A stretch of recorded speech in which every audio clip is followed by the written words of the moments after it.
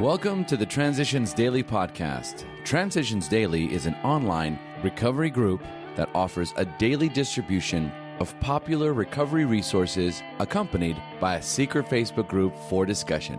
We hope you enjoy today's readings. This is Transitions Daily for January 18, read by Craig M. from Denny, Scotland. AA Thoughts for the Day. Housecleaning.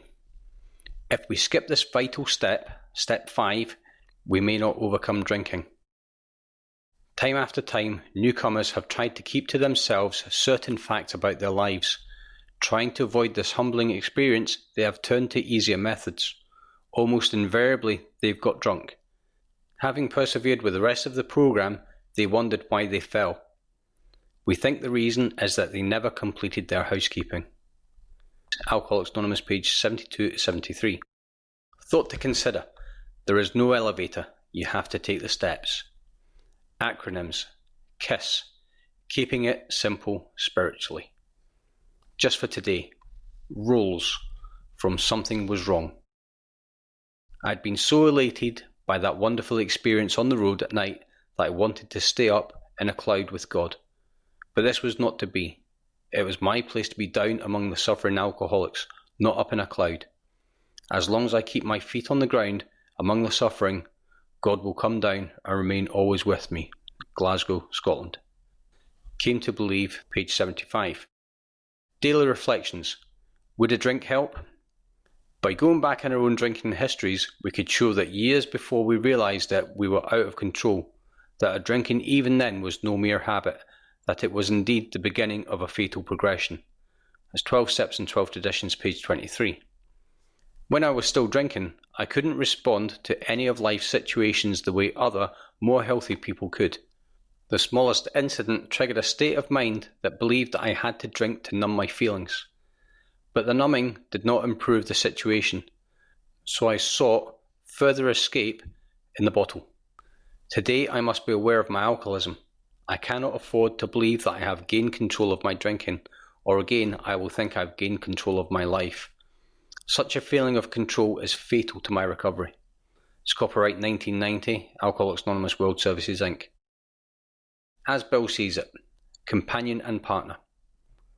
Dr. Bob was my constant companion and partner in the great AA adventure.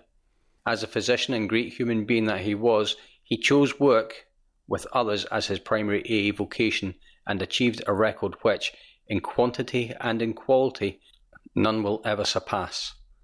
Assisted by the incomparable Sister Ignatia at St. Thomas Hospital in Akron, he, without charge, medically treated and spiritually infused 5,000 sufferers. In all the stress and strain of AA's pioneering time, no hard word ever passed between us. For this, I can thankfully say that the credit was all his. I took my leave of Dr. Bob, knowing that he was to undergo a serious operation. The old broad smile was on his face as he said almost jokingly, "Remember, Bill, let's not louse things up. Let's keep it simple." I turned away, unable to say a word. That was the last time I ever saw him. It's from a letter in 1966, and AA Comes of Age, page 214. Big Book quote. There is a principle which is a bar against all information, which is proof against all arguments, and which cannot fail to keep a man in everlasting ignorance. That principle is contempt prior to investigation. It's Alcoholics Anonymous 4th edition, Appendix 2, Spiritual Experience, page 568. 24 hours a day. AA Thought for the Day. The new life can't be built in a day. We have to take the program slowly, a little at a time. Our subconscious minds have to be re-educated. We have to learn to think differently. We have to get used to sober thinking instead of alcoholic thinking.